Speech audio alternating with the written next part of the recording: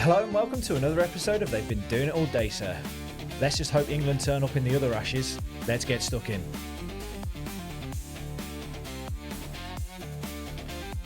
How you been, mate? It's been a while. Yeah, it has been actually, hasn't it? Yeah. Since we've been sat in these glorious chairs, absolutely chatting waffle to each other. Yeah, I think it's been about 3 weeks, maybe even a month actually. I don't know. So it's coming up to a month. Coming up to a month because the grand final, just after the grand final. Very true. And I haven't touched a drop of alcohol that month. Can't say I feel any better for it because I feel the calories that I have skipped from drinking, I've just eaten the same calories. Well, so there you go. And you've not had as much fun. No, but what have you been up to in the last couple of weeks? God, just coaching, to be honest, mate. Coaching and working. Nothing massive has happened. My partner's middle sister has been up with her little one. Oh, nice. Little baby. So just had some family time last weekend. Did some smash burgers on the old Weber. I fucking love a smash burger. Yeah. And yeah, it was just good. What about yourself? To be honest, it's about the same. Got an eye infection, which I'm currently sporting in my left eye. Got a tear duct or a duct that's infected. So eye's a bit swollen, has been a bit swollen. Other than that, though, has anything exciting happened? No, not much. I tell you what has happened, though. From last episode, we have somehow gained a significant number of followers. I think we got 17 from our last episode. How good. So shout out all the new subscribers out there. And it was our most viewed episode last time. Must be the Brisbane supporters just jumping on. Yeah. How Fair much play to them. we were glazing Reese Walsh. I'm pretty sure there's going to be some more of that as we review the first game. But yeah, be sure to hit that subscribe button, follow along. Obviously, new season coming up. We're going to be excited to get back into that one. But Definitely. yeah, a few bit of news coming out since we've last recorded. Yep. One of the interesting ones, which is global round, potentially touted for 2027. So Vegas, obviously being, I think I heard earlier, it's contracted until the end of 2028. They're talking about round one, games being played in Vegas, Hawaii, the south of France, London, Dubai, Hong Kong, and Miami. What are your thoughts on it? I think the more you look at sport, the more and more it's going international with these. And there's a part of me that doesn't like it because you're taking it away from the fans who have helped build. Do you know? I heard base. something earlier that was like, do you know what? It's the minority that will say we're losing one home game. Like, but think about growing the global brand. I completely get that, but I think there is a good way of building that band. Yeah. But there is that side of I know it's only one game, but these are probably fans that have been going for, could be 30, 40 years, who have pumped all that money into the club for then to be just dropped to the hat just to go on a bit of a touristy thing and earn a bit more money. So there's pros and cons to it. I think about Manly, though, not last season, the year before. We only got 10 home games out of 12. Actually, 10 out of 12. One was in Mudgee and one was Magic Round, which 10 home games was all right, but now we've experienced 12 home games. Yeah. It does feel like a significant amount more football. But saying that, if a game went to Miami, if a game went to Hawaii, if a game went to Dubai, if Manly are in London round one, the first thing I'm doing is booking my ticket and I'm going to be there. So it would be a good trip home, I suppose. Exactly. It would entice people to go. And some figures that I heard earlier were that Vegas, although they don't need the money, bought in 70 million extra US dollars from that round that was held last year. And the year before, I think it was something a little bit less. But even still, some of the tourism boards out of this could think, we can make a little bit of coin out of this.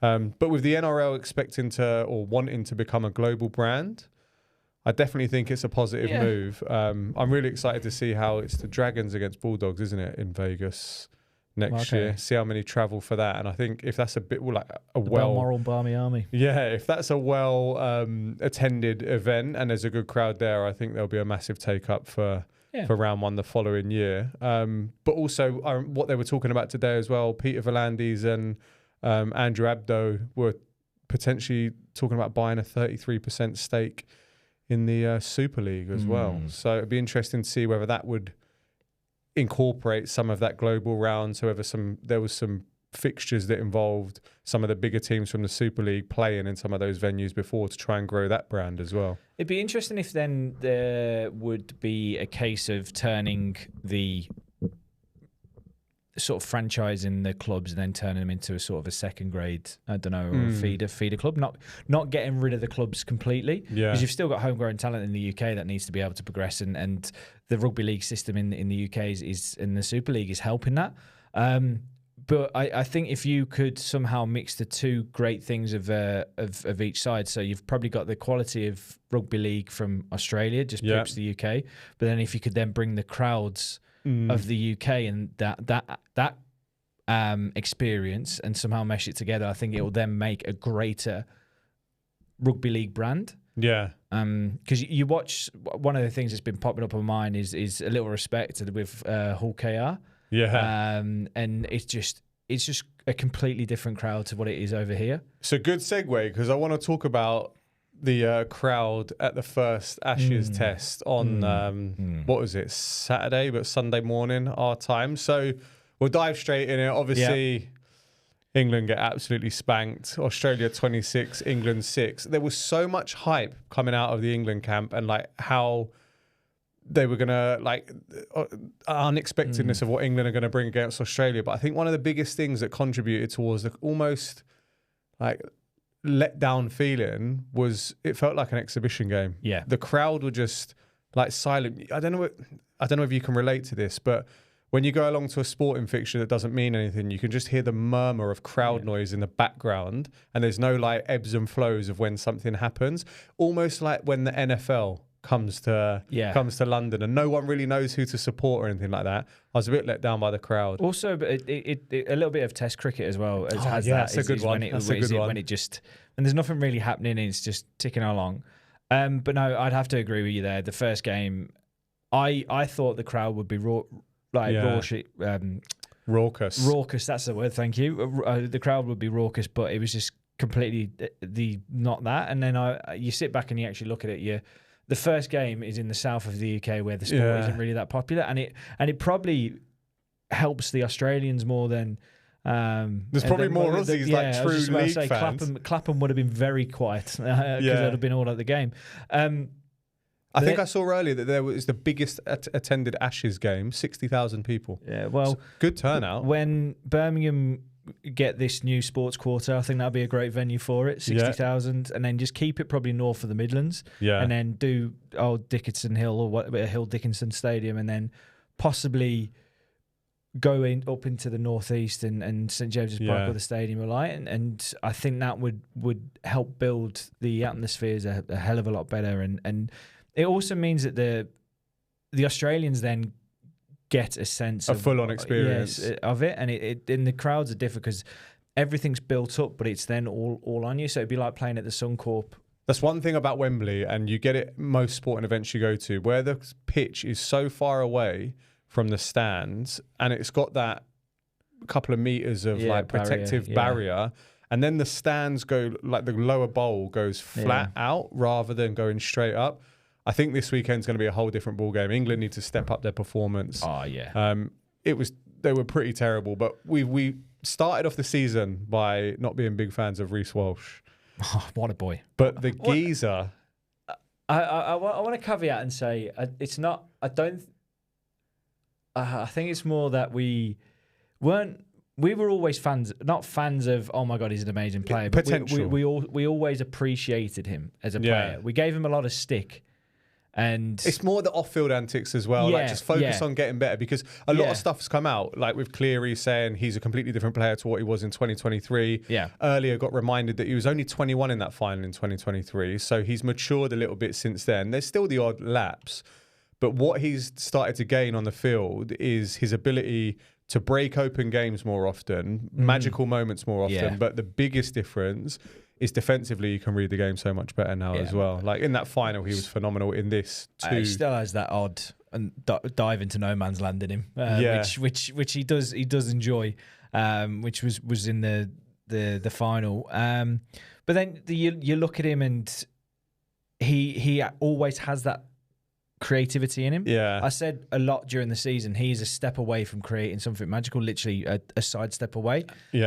And everything is now just starting to come to fruition, and it's really starting to show. One of the things that I thought about this game and England's performance, and this, I don't know, like I'm not an expert analysing the game, but looking from like our fan perspective, is the defensive side of the ball.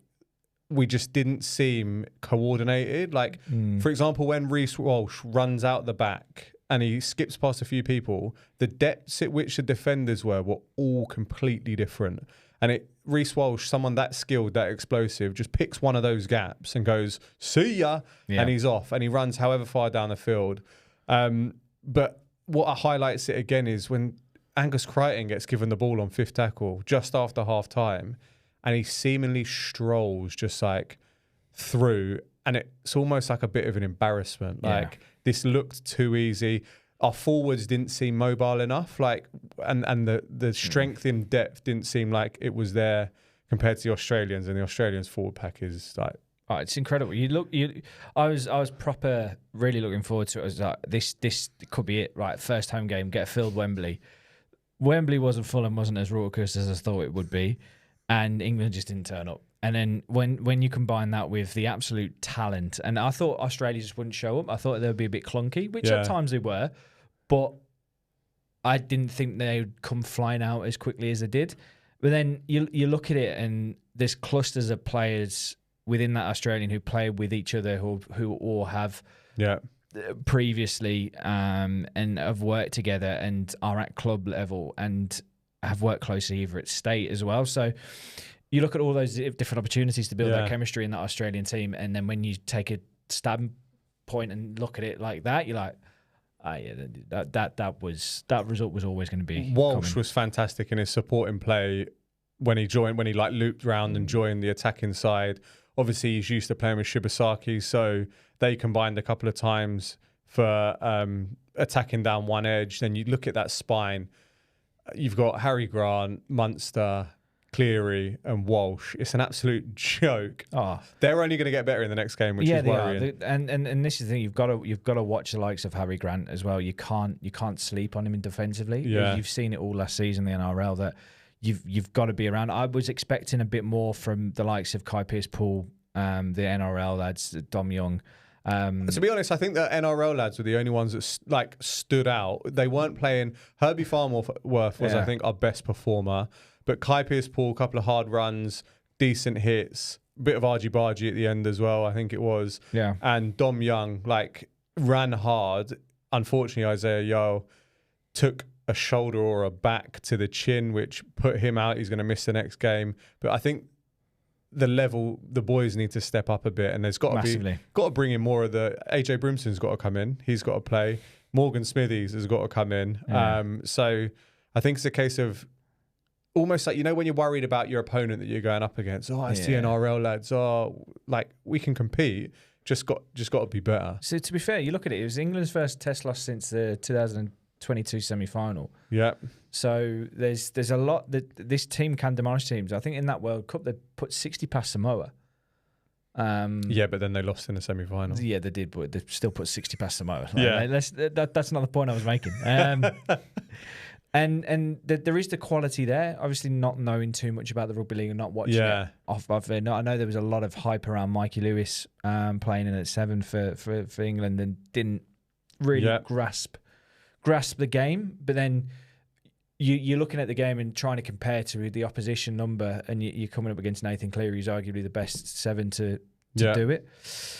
So you can't really compare, but you do need to just find your own identity when you're coming up against a team like this, and be able to gel together and build from that. But they need to step it up. And Jack Wellesby at fullback was. Apparently he's got a lot of talent, and this is where us not watching the Super League, I suppose, not coming from a background of watching the sport before we came over here, he's one that's got potential talent and has been touted as NRL prospects. From that display at the weekend, I mean, getting caught on your own try line, not knowing whether to come forward or go back or realise it's fifth tackle, well, it's not a great first impression if you're trying to put in a bit of an interview or show reel for the NRL. He's got to have a good game, but does Farnworth go to fullback? That's some talk that's spoken about. It'll be interesting. But you look at, I flip it to Australia. Addo-Carr didn't have a great game. He was dropped the ball a few times. Yeah. Huddy Young in the first half dropped the ball a few times as well. But he had a great defensive game though. He did. I think he made the most tackles in the game. Yeah. But if they start to click, it could be a difficult day. This is why the crowd have got to get behind. Yeah. Got to make it uncomfortable. Got to make it horrible. And I feel like this Hill Dickinson or whatever the stadium's called. What's the Dickinson Hill Dickinson? It's got Suncorp vibes about it. Yeah. It's steep. It could be acoustic. I think there's a proper opportunity on Saturday. Is it too? Oh no, that's Liverpool, New South Wales. I was trying to get the weather up, and I wanted to cold. I want it cold, raining. Yeah. Crowd behind. Yeah, it's raining. It's raining on. It's this Saturday, the second game, isn't it? Yeah, Saturday. Clocks have got. So is it later? Is it 1:30 in the morning? I'm not too sure, but it's Saturday. But in Liverpool, where the ground is, Saturday rain. Love it. That's what it's going to be. It's going to be cold. It's going to be 11 degrees. The hostility of the crowd. It's going to be up. Scousers going to get behind it. This is what England are just going to come out firing. Well, one thing they need to do actually is the speed of the ruck needs to be faster. That was one thing that was terrible. And Grant Atkinson is the ref this Saturday. So he's going to be NFL. Whereas I don't know the name of the ref, but it was a British guy. Slow ruck play. That's going to change. I think there'll be a few penalties blown early against England if they don't speed things up. So in the rain, in the wet, you never know. Anything can happen. 1-1. Yeah. Well, talking of anything can happen, thunder and lightning happens quite often in Australian sports fixtures, it appears. The Pacific Championships obviously has taken place over the last couple of weekends. First up, New Zealand beat Samoa 24-18. Yeah. But this one, New Zealand ended up running away with it at the start, didn't they? And they were quite a bit ahead. And Samoa came into it. And you look at these island teams and they've had a slow, like Tonga had this week, we'll get into it, had a bit of a slow start. But you know what? It's starting to open up a lot more competitive rugby league, international rugby league. I know there's a lot of the players who have defected to their family. And even more, nations. apparently. Like even Big Tino. Went through, I think it was Tonga's starting 11. There was one actually born in Tonga. Starting 13, sorry. Which, you know what, fair play, they want to represent their culture, but it's just quite an interesting how it is. Someone came out the other day and said, though, there's now like 5 teams that could potentially win the World Cup, which is good for the sport. Well, that's the thing. Is like the World Cup is 27, is it? Yeah. No. End of next year. 26. 26. So if these players have a few camps together and are able to build together, like you wouldn't be surprised if a Tonga or came out and actually won the thing, because you look at that team and you're like, Jesus Christ. You look at the game against New Zealand, they lost 24-18, but they could have won it. There was I can't remember who bulleted the pass into Mariner's chest, but if he catches that when it's 18-all, they go on and win that game. There's no doubt about it. Like, they go down the other end. So Mariner drops that ball, go down the other end. Dylan Brown jumps up in the air, catches it, goes over, and New Zealand go on to win the game. So Samoa should be sitting here 2 from 2, but they didn't. But this next game, my word, Tonga against Samoa, it was actual warfare, like on the field. From the opening couple of hit-ups, it was a joke. Just pure aggression. It was, and Tolu Kola got absolutely nailed at the start. Yeah. And like he went down, he was down for a bit and he was grabbing his knee, and I'm like, oh no, not his MCL, he's not out. But then he stayed on for the whole game and ended up scoring. What a boy. But some controversy in this game, 2 potential sin bins that should have happened for Samoa. The first one was Francis Molo just took Atoya Kamano's head off. How he's not gone to the bin for that, I do not know. You've got to. I don't know if there's a bit of. I'm trying to think of an excuse here, but I'm failing. Unless there's a little bit of leniency because it's an international. Like, it's not NRL, but even still, the force that these hit each other, that could have caused some serious damage. I think it's a bit unfair, and this will be something that has to be looked at and is mentioned all the time, in the fact that Atoya Kamano goes off, ruled out of next week, category 1, but yet Molo is able to play the rest of the game. This hit happened after 3 minutes. Yeah. So he's got 77 minutes left of the game that he could potentially play when Atoya Kamano's out for the whole game, and then out next week as well. So I don't know whether there should be some kind of, well, if you lose a player, then does that player have to come off? I don't know. There's got to be something where... Well, no, because you can then, you're getting into the territory of accidental contact then. So what happens then if someone is falling and there's mitigating circumstances and it's not meant on purpose. Like there's a difference between probably this hit and if someone is falling and you hit them, and then if they get punishment should be that they go to the bin. Like that is in theory. Yeah. The call should have been he should have gone to the bin. Yeah. So, but I don't know. Like, do they lose an interchange? Do they? There's got to be something where they outweigh. And I know a lot of people are saying it, but yeah. The other one as well where Samoa should have had someone go to the bin was when Sonny Luke just goes through, chips the ball over Roger Tuivasa-Sheck, and he holds his hands up but continues to then body check him.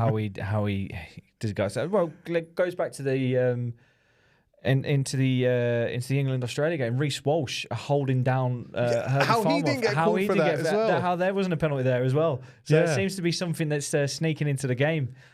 You watch her. There'll be round one of the NRL. The refs will be calling absolutely everyone. Everyone will be moaning. It's going to be 5 game, on 5. Game's gone soft. Like we're calling too much, and maybe back to square one. Same rotation. Get to Origin. It is. Same thing will happen again. But one of the biggest hits I think I've seen all season in this game. We talk about Sonny Luke. Poor geezer, I think, is still buried under the turf at the Suncorp. And Junior Paolo is a fridge. That man is a running fridge freezer. He's enormous, and like it's almost like he got caught off guard, and then was like, "Oh no, I got to reach my arm out," but it's just caught him so sweet. Beautiful timing, perfection. Like you could watch that in slow motion with a Hans Zimmer score behind it, and it would be poetry. You could, and he's like proper horizontal as well, and he hits the turf back first. You know you've hit someone proper hard when like the middle of their spine just hits the turf first. It was phenomenal, but like the story of this game for me was Samoa just came out absolutely fine. But I think Samoa Tonga is the pinnacle game, I feel, of the Pacific Championships. Yeah. It feels a bit unfair that Samoa played New Zealand first. They got like a bit of a prep, a bit of warm up. Maybe it should have been Samoa Tonga the first game of the tournament, and then they both played New Zealand after that. Yeah. But look, Tonga need to beat New Zealand, I think it is, by 17 points next week. Can they do it? I don't think so. Because imagine what the scenes would be if it was Samoa against Tonga out at CommBank. That would be raucous. Another, I saw earlier as well that this fixture, the one up at Suncorp, was the highest attended Pacific Championship game as well. That's awesome. Just a tick over 40,000. But I think it was a great game. Unfortunately, the old 90-minute delay through Lightning, which we experienced, the Sydney Lightning for the Lions fixture. Yeah. Ours was only 40 minutes, so this was nice. Apparently there was actual talks of it being called off as well. So real close. But yeah, it's a tough one for Tonga. You should see the two lineups as well. Like Tonga's lineup for Saturday or Sunday when they're playing Leai Hopewata, Daniel Tupou, Tolokola. You look at he's playing, which is good. That means he's not injured. But then you look over the other side, and it's Sarko, Sebastian Chris on the wing, Casey McLean in the centres. He had a game. Nickel Clockstad at fullback. God, James Fisher-Harris versus Adnan Fanua Blake in the forwards. It's going to be another physical one, and Tonga are going to have to turn up like Samoa did. I think they're going to have to rattle some feathers early. Jason Tuimalolo's been named as well. Billy 12 Trees is playing at hooker for New Zealand. Yeah, old Phoenix Crossland. It's they're going to have to ruffle some feathers. I think they're going to have to come out physical and give them a big one. But been some big signings. There has been from a Manly point of view. Still don't know where DCE's going. Couldn't care less. Nah, well, today Sandon Smith signed for the Newcastle Knights, so you'd assume that is freeing up space for DCE to go there, join Savala, and is it Kiri? No, Walker? Sam Walker? Yeah, Sam Walker. Keep saying Kiri, even though the geezer's gone to Catalans and now quit and now is a assistant coach somewhere else. But yeah, so I would expect that to be named. Yeah, definitely. Or announced in the next couple of days. But one thing that was confirmed today, I got my email in my inbox that said... I got the notification as well. Turbo extends for one more year. So he's here to the end of 2027. Got my little Swish personalised message as well. Did you see that? Yeah. I know. I don't know. So did you get the text from the club that says, join your new Swish fan thing? I haven't joined it yet. I got that today. Yeah. So basically it's just Turbo filming on the phone, just saying, welcome. I'm sorry, I'm I'm back for 2027. So it would have been awesome if you went through every member and said everyone's name. Yeah, but so Turbo confirmed. And then this one I don't get. We've signed Blake Wilson from the Bulldogs, another outside back or back. I think this is Tommy Talau's replacement, like for like. Yeah, but mind you, you can play him anywhere through that. You don't know what's happening with. I think the big one is probably Ruben Garrick. I think there's been rumours around his. I reckon Kohler's more important than Garrick. Like no. More leaving. I don't think Kohler will go anywhere. I think November 1st he's up. There's not been a... November 1st he's available to leave 2027, so he's got 1 year left on his contract. He is the person that I'd be going... I'd be throwing money at him. Exactly. Whereas Garrick is a bit older. Like, don't get me wrong. Oh God. He's done very good, and his kicking is pretty good. But we've got Jamal Fogarty who's come in. Yep. So Wilson who's come in, that could be a replacement for that. So we've got the kicking covered, we've got the attack covered. Defensively, Garrick, Wilson, neither here nor there. So no, I hadn't realised Kohler was up in November 1st. They need to, unless he's not signing anything at once. This is an audition to other clubs. Who knows? But it was put up that he's the number 1 targeted centre that's coming up November 1. 100%. So Manly need to get some money on the table. But we've definitely started to reinforce the old forward pack. Yep. Kobe Hetherington, the Premiership winning prop, signed for 2 years, 3 years, and then Takiaho apparently is signing another year, which I'm not angry at, which is good. And then today, David Fafita has apparently signed with the Rabbitohs to join. So therefore, the knock-on effect of this is that Francis, not Francis, is it Francis? Yeah, Francis no, that's Molo. Moale, David Moale, that's it. I'm going to get there in the end. He is signed from 2027, but will be able to join from 2026, which then has a knock-on impact. Back fence Brownie. There's no more leaning on the back fence, running, charging with everything, bit late footwork, and then trying to get through, which would be a shame. I think he's been a good servant. Yeah, definitely. Yeah, sad to see him go. Shame to see him go, but I think with Bullymore, Hetherington, Takiaho, Paseka. Paseka's going to be like a new signing. Yeah, that's 4 decent props, you know.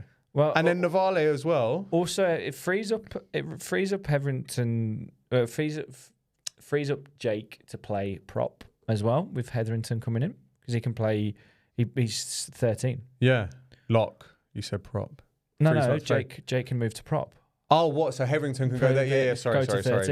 So what I imagine is the starting, unless we sign another hooker, but I don't think we are. I think the starting pack will be Paseka, Jake, Simkin at 9, Ola Kawatu, and probably this is where I feel probably Ben Trebojevic. We've got Waddell and Trebojevic. I think we need to strengthen. Yeah, we need another, or Navale moving out to second row, and then Hetherington.